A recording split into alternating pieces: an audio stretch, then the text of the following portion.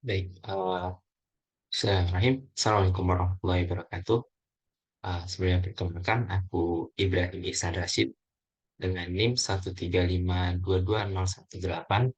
Kali ini aku akan membuat sebuah video penjelasan terkait makalah yang aku buat dengan judul Analysis of Iterative Deepening Search and Breadth First Search Algorithm Complexity Implemented in Minimax for Solving Made-in and Chess Puzzle. Jadi makalah ini berfokus pada menganalisis kompleksitas dari IDS atau Iterative Deepening Search dan Breadth First Search atau BFS yang diimplementasikan dalam Minimax untuk menyelesaikan puzzle berupa mat dalam n langkah atau n langkah mat. Jadi hal utama di sini adalah bahwa catur itu memang sudah dikenal di berbagai kalangan sejak tahun 1834. Itu bahkan lebih tua dari Indonesia, teman-teman. Jadi catur ini sudah sangat populer dan makin lama seiring dengan berkembangnya permainan catur itu eh, pendidikan untuk catur itu menjadi lebih penting sehingga salah satu metode yang dikembangkan itu oleh pengajar-pengajar catur adalah dengan membuat puzzle. Puzzle itu berfungsi sebagai supaya pemain catur yang diajarkan itu eh, bisa membangun awareness atau sense of pattern ketika bermain catur. Karena permainan catur pun ada beberapa pola yang bisa ditemukan gitu. Nah, oleh karena itu dibuatlah puzzle. Nah, puzzle tersebut ada beberapa macam dan salah satu yang akan kita bahas yaitu n langkah mat gitu. Nah, dalam masa modern saat ini dengan semakin berkembangnya teknologi itu sudah semakin banyak dan sudah dikembangkan oleh manusia chess engine namanya gitu untuk mencoba untuk menyelesaikan catur. Ya, meskipun hingga saat ini catur belum sepenuhnya diselesaikan, tapi chess engines untuk saat ini seperti Stockfish atau Torch dan masih banyak lagi itu mereka sudah sangat advance gitu sehingga uh, mereka bisa mengkalkulasi langkah dengan baik. Nah, dalam membangun chess engine, salah satu algoritma yang digunakan sebelum akhirnya digantikan karena seiring berkembangnya teknologi ya, itu adalah Minimax. Minimax itu nanti akan dijelaskan selanjutnya. Jadi intinya Minimax itu ketika satu pemain mencoba memaksimalkan, sedangkan yang satunya berusaha untuk meminimalkan. Karena memang Minimax ini umum ditemukan di permainan-permainan yang itu adalah dua orang yang saling berlawanan. Gitu. Nah, jadi beberapa teori dasar yang diperlukan untuk membahas di makalah ini adalah eh, graf transversal. Jadi graf transversal itu algoritma yang secara sistematis mengunjungi setiap simpul dalam sebuah graf. Nah, eh, dengan diasumsikan bahwa graf itu tersambung satu sama lain, eh, artinya setiap satu simpul ke simpul lainnya itu eh, pasti ada jalannya gitu. Nah, sehingga graf transversal itu akan mencari dan akan menemukan simpul tujuan dari sebuah simpul awal. Nah, beberapa eh, metode dalam graph traversal ada depth first search atau DFS dan breadth first search atau BFS. Akan dibahas lebih lanjut setelah ini. Nah, jadi breadth first search ini salah satu algoritma graph traversal ya. Jadi untuk breadth first search ini dia sesuai namanya, dia akan meluas terlebih dahulu pencariannya. Sehingga ketika dia mengunjungi satu simpul, dia akan memprioritaskan untuk menyelesaikan setiap tetangga simpul yang dimiliki. Gitu.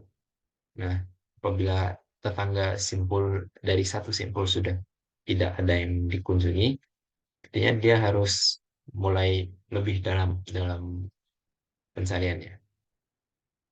Nah, pencarian terus dilakukan hingga uh, setiap simpul sudah dikunjungi atau satu simpul tujuan sudah dikunjungi. Berikut ada ilustrasinya. Jadi apabila dilakukan breadth first search dari simpul A dengan urutannya mengikut dengan alfabet gitu, dia akan uh, ke B terlebih dahulu, lalu ke C, setelah B dia ke D, maaf setelah C maksudnya ke D, lalu E, F, maaf harusnya uh, B, C, D, E, oh maaf, setelah B, D, C, D, E, lalu ke C, F, G, lalu E mengunjungi H. Nah, BFS ini uh, kompleksitas waktunya adalah B pangkat D, dengan B adalah branching factor atau rata-rata satu simpul punya berapa simpul tetangga, sedangkan D adalah kedalamannya. BFS juga dijamin akan menemukan solusi, karena BFS itu komplit, gitu. Because it explores all possible nodes level by level. It is also optimal when the cost to reach a node is uniform, as it always finds the shortest path to the solution. Nah, sayangnya untuk space complexity, BFS itu sangat kompleks dalam ruang, yaitu B pangkat D, sehingga apabila dilakukan breadth first search, ya memorinya akan banyak terpakai, gitu. Artinya adalah depth first search itu dia adalah salah, salah satu algoritma lain yang dia mengunjungi ke kedalaman terlebih dahulu.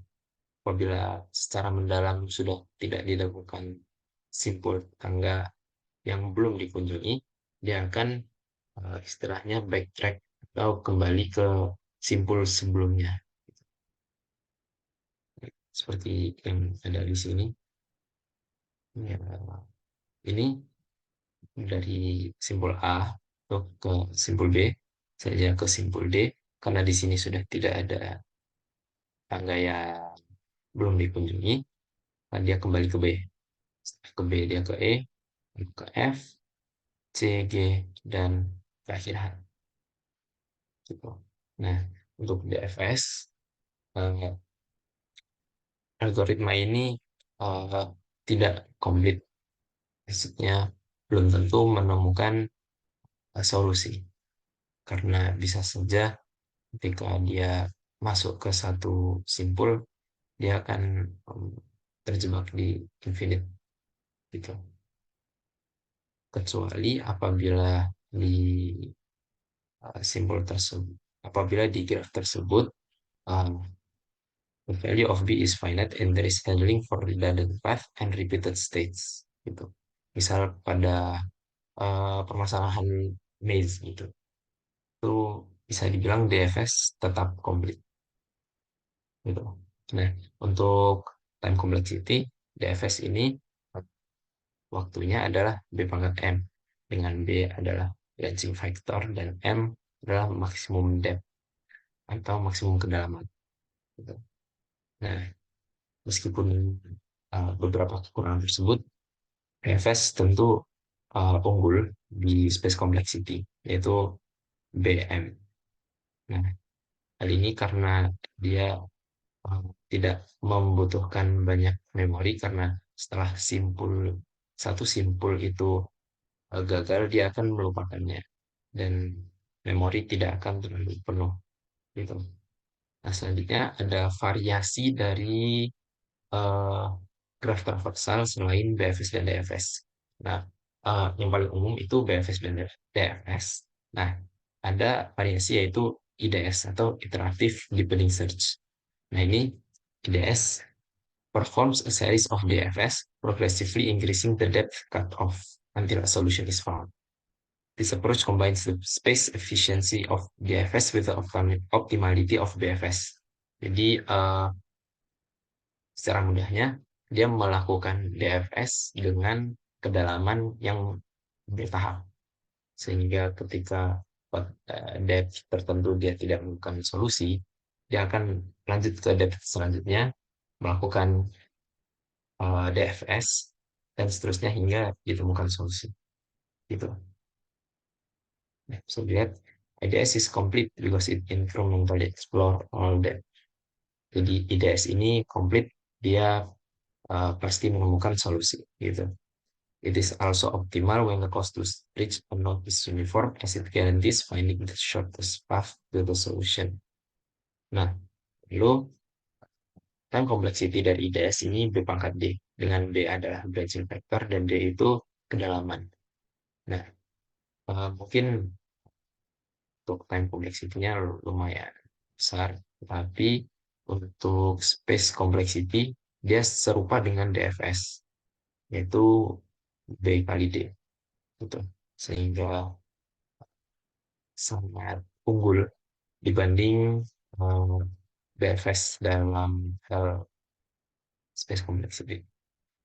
Nah, itu terkait graf traversal. Selanjutnya kita masuk ke minimax algorithm. Jadi seperti yang sudah aku sebutkan tadi, bahwa a strategic game is a model of interactive decision making where each participant selects their course of action definitively and these decisions occur simultaneously. Jadi ketika sebuah game itu mereka set of decision making gitu ya. Jadi ketika melakukan langkah itu bisa disebut decision making. Itu disebut strategy game. Nah, dalam strategy game juga ada strictly competitive if for any I di dalam A dan B dalam A.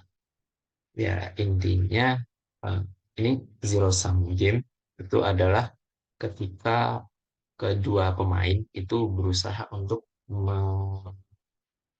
ya, mengurangi keuntungan dari lawan masing-masing. Ya, misal catur atau tic tac toe atau apalagi checkers dan banyak lagi. Itu itu adalah contoh-contoh game zero sum. Nah, ketika sebuah game zero sum itu a player E is said to minimize if he chooses an action that is best for him on the assumption that whatever he does, player J will choose her action to hurt him as much as possible. Seperti yang aku sebutkan tadi, bahwa uh, ketika pemain ini berusaha untuk mengangkat dirinya, pemain ini juga ingin mengangkat dirinya dan itu gak bisa berbarengan sehingga uh, akan ada perselisihan gitu. Itulah max minimize. Atau kita sebut minimax gitu.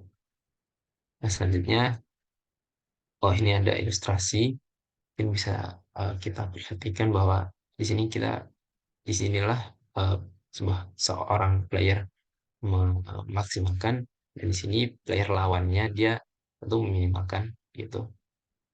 Terus di sini maksimalkan dan seterusnya. Jadi akan saling bergantian, minimal maksimal minimal maksimal gitu. Nah, selanjutnya tentang catur.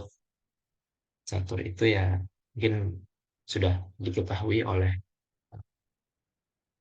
oleh penonton bahwa catur adalah permainan fun yang dia itu tiap bidak punya gerakan-gerakan yang legal gitu, nggak sembarangan gerak gitu. Nah, dan untuk memenangkan catur itu eh, dengan menyerang raja sedemikian sehingga rajanya juga tidak punya eh, ruang untuk gerak, atau ya intinya lawan tidak punya gerakan ketika rajanya sedang diserang. Itu adalah checkmate atau bahasa Indonesianya skakmat gitu. Nah, sebenarnya chess puzzle itu adalah uh, puzzle set, puzzle yang dibuat oleh seorang komposer menggunakan chess, bidak-bidak catur pada papan catur tentu saja. Nah, dalam chess puzzle juga diberikan sebuah posisi yang di situ bisa jadi uh, posisi yang tidak realistik. Tidak realistis artinya uh, dalam permainan aslinya belum tentu bisa dicapai gitu. Nah, di situ uh, puzzle itu uh, ketika seorang diberi puzzle maka dia harus mencari langkah yang bisa menyelesaikan, yang bisa memberi keuntungan buat dirinya. Misal dia langkah sebagai putih, itu dia harus memastikan gerakan-gerakannya itu uh, memberi keuntungan untuk putih ataupun dengan hitam. Selanjutnya kita membahas analisis masalah, kita mengaitkan bagaimana uh, graf transversal atau IDS dan BFS secara khusus itu bisa menyelesaikan puzzle catur itu. Jadi dalam menyelesaikan N langkah dalam puzzle catur kita harus menentukan gitu apa saja gerakan-gerakan, apa aja serangkaian langkah yang harus diambil supaya kita bisa mencekmate lawan gitu. Jadi di awal diberikan starting position gitu, yang kita diberikan bidak-bidaknya diletakkan di mana saja gitu. Nah, selanjutnya di saran tersebut ya kita bisa apa, memperlakukan sebuah game state atau kondisi papan tersebut sedang apa, sedang bagaimana, itu sebagai sebuah simpul dengan sisinya adalah gerakan yang menyebabkan satu satu kondisi berubah ke kondisi lainnya gitu, sehingga dua simpul itu berhubungan dengan satu langkah atau move. Nah, karena kita bisa memperlakukan sedemikian, uh, bisa membangun sebuah graf yang mana graf tersebut bisa kita selesaikan dengan graf transversal gitu. Nah, ini adalah skema penyelesaian IDS sesuai dengan teorinya bahwa IDS itu uh, melakukan DFS dengan kedalaman kedalaman yang uh, apa, diiterasi gitu. Nah, uh, pencarian dilakukan dengan kedalaman awal itu satu dan bertambah seterusnya dengan dua. Sedangkan dalam BFS kita mencari setiap double move dari sebuah state di papan gitu. Nah, selanjutnya kita cari sedemikian sampai kita temukan satu posisi sekali gitu. Nah, perlu diperhatikan bahwa dalam menyelesaikan puzzle ini tentu ya kan yang menjadi penyelesai puzzle itu satu orang. Misal kita bergerak sebagai putih. Nah, hitam tentu harus melakukan langkah yang terbaik supaya puzzle kita itu akurat. Ya. Jadi misal seharusnya mat dalam 3 langkah, ketika hitam, ketika lawan kita justru melakukan gerakan yang konyol, itu bisa jadi mat dalam 2 langkah saja, gitu.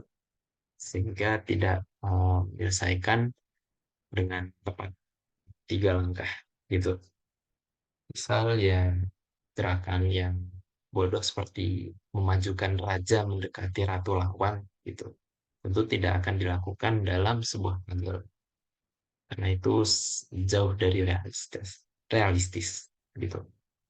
Nah, untuk menentukan gerakan terbaik ke lawan, kita akan meminta bantuan dari chess engine gitu. Nah, meskipun sebenarnya ini tidak terbatas gitu pada puzzle and Langkahmat, tetapi eh, untuk mempermudah dalam implementasi supaya tidak terlalu banyak kedalaman yang harus dicari, lebih mudah apabila kita membatasi dengan sekian langkah mat. Maka dari itu, penulis membatasi untuk ini supaya pembahasannya adalah n langkah mat gitu. Nah, selanjutnya ini adalah eh, sedikit pengetahuan tentang hmm, modul catur, modul chess di bahasa pemrograman Python. Bisa dibaca di maktabahnya saja. Ada board. Nah, ini bisa dilihat board itu merepresentasikan kondisi papan dengan huruf-huruf besar adalah beda putih dan huruf kecil adalah beda hitam. Selanjutnya ada move yang sesuai dengan notasi itu ketika ada move yaitu E3 E5 berarti dia menggerakkan sebuah bidak dari E3 ke E5 tanpa memperhatikan apa bidak yang digerakkan. Itu untuk mempermudah pemasaran. Nah, selanjutnya adalah PGN atau Portable Game Notation. Ini notasi standar gitu untuk representasikan sebuah permainan catur. Gitu. Jadi selanjutnya adalah game dan ada engine analysis gitu. Nah, selanjutnya kita masuk ke implementasi. Jadi IDS kita implementasikan di sebuah kelas sebagai sebuah kelas dengan method find solution untuk mengeksekusi uh, algoritma IDS-nya. Itu untuk selengkapnya bisa dilihat di repositori yang terdapat pada makalah. Maksudnya BFS juga demikian kita apa namanya kita menggunakan method find solution untuk mengeksekusi algoritma BFS-nya. Itu berikut adalah tangkapan layar.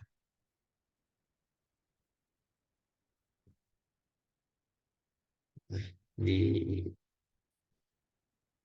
selain itu uh, dibuat juga fungsi atau kelas lain untuk membantu uh, proses gitu. Seperti misalnya di sini kelas algo itu sebagai abstract base kelasnya yang nantinya menginherit IDS dan BFS. Halnya ada kelas result itu sebagai struktur data gitu buat menyimpan langkah-langkah aja yang menyelesaikan puzzle tersebut, terus waktunya berapa lama, dan kedalaman itu berapa. Nah, selain itu, karena tadi sudah aku bilang bahwa kita menggunakan bantuan dari eh, chess engine di sini kita mengimplementasikannya dengan sort moves by valuation gitu. Setelah di sort nanti akan diambil satu gerakan yang paling bagus gitu. Itu untuk implementasinya. Nah, tentunya untuk testing ini ada sudah saya masukkan di makalah, namun akan saya demonstrasikan di sebelumnya di sini testing aku lakukan dengan variasi di sini mat 2 langkah, mat 2 langkah, selanjutnya adalah mat 3 langkah, dan terakhir mat 4 langkah gitu. Untuk mat 1 langkah tidak ada masalah di kedua algoritma, begitu juga mat 3 langkah. Namun dalam mat 4 langkah karena memori space complexity yang sangat besar dari DFS, laptop saya sempat ngeheng sehingga ya hasilnya tidak didapatkan gitu. Sayang sekali. Oke, uh, jadi bisa ke kodenya. Jadi di sini ada fungsi main juga. Sini sebagai eksekutor utama gitu.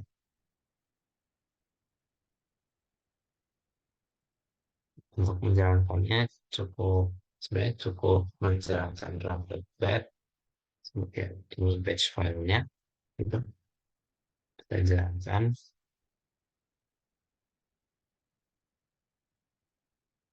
Nah, sini ada um, starting ini adalah global macro scan gitu. Saya iseng dikit gitu. Nah, di sini kita masukkan PJN file. PJN file yang kita masukkan harus berada di dalam test. Gitu. Di sini kita ada made into, ada made in 3, made in 4, dan made in 5. Made in 5 belum sempat aku coba, jadi mungkin kita coba saja dengan algoritma IDS. Nah, di sini ketika dimasukkan file.pgn-nya akan ditampilkan terlebih dahulu papan tersebut bagaimana kondisinya.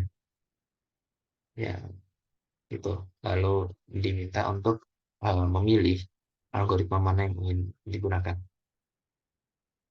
supaya tidak uh, ada masalah. Kita cukup menggunakan. Oh maaf, saya terlupa mengurangi gerakannya.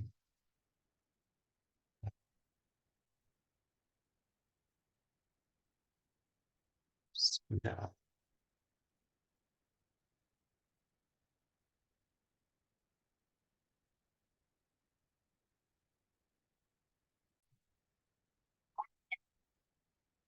Ya, sepertinya ada masalah apabila apabila puzzle-nya adalah hitam yang melangkah. Mungkin kita gunakan saja testing yang lain ya. Nah, di sini tidak tertulis yang perangkahnya, namun ada FIN. Ini juga notasi um, dalam catur yang kerap digunakan juga. Nah, mungkin kita akan menggunakan meeting tree aja.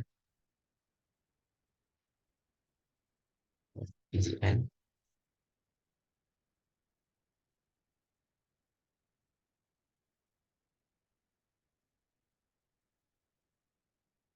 Nah, di sini didapat bahwa was made in three. Program menemukan uh, bahwa puzzle ini adalah amat 3 langkah. Gitu. Dengan langkah-langkahnya ada limitnya.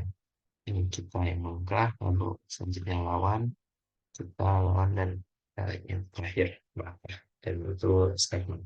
Gitu. Nah, terus saja demonstrasinya. Untuk hasilnya dan seperti demikian. karena eh, empat langkahnya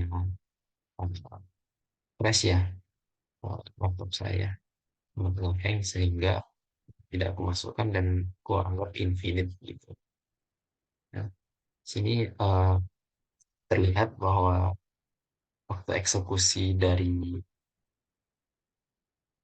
IDS ini jauh lebih cepat dibandingkan BFS, sesuai dengan yang kita bahas tadi ya di teori dasar bahwa IDS itu eh, kompleksitas waktunya adalah B kali D, sedangkan BFS adalah B pangkat D. Ini tentu sangat jauh apabila misal saja D-nya adalah 3 dan B-nya adalah 3, 3 kali 3 dan 3 pangkat 3 pun sudah cukup signifikan perubahan perbedaannya gitu. Nah, sedangkan untuk space complexity atau kompleksitas ruang, jujur tadi ketika aku menjalankan empat langkah untuk BFS, nah, laptop saya sempat memprosesnya sampai memorinya memakan 2 GB gitu. Nah, saya rasa itu tidak perlu terlalu banyak penjelasan di situ, sehingga kita bisa mengambil kesimpulan bahwa ya memang space complexity-nya jauh lebih besar gitu. Nah, kesimpulan dari makalah ini sebenarnya tidak terlalu penting menurutku, bagaimana aku mengimplementasikannya. Eh, Intinya algoritma IDS dan BFS ini eh, yang merupakan salah dua dari algoritma graf traversal gitu. Dia bisa menjadi uh, dia bisa mencari solusi dalam permasalahan uh, made in N chess puzzle gitu. Nah, meskipun beberapa kekurangan ya dalam implementasi di program, uh, saya rasa saya sudah berhasil gitu untuk menunjukkan bahwa uh, kedua algoritma tersebut dapat mendapatkan solusi atau bisa uh, menjadi salah satu algoritma untuk menyelesaikan hasil seperti itu. Selanjutnya, saran yang bisa saya berikan adalah mengoptimasi BFS supaya programnya bisa berjalan secara concurrent, dan aku rasa itu akan sangat uh, mempersingkat gitu. Uh, apa namanya, kompleksitas waktunya gitu. Dan mungkin di saran yang lain yaitu menjalankannya di device yang lebih proper atau lebih mumpuni, bukan sekedar laptop, ya laptop pelajar gitu. Itu performa akan jauh lebih bagus gitu.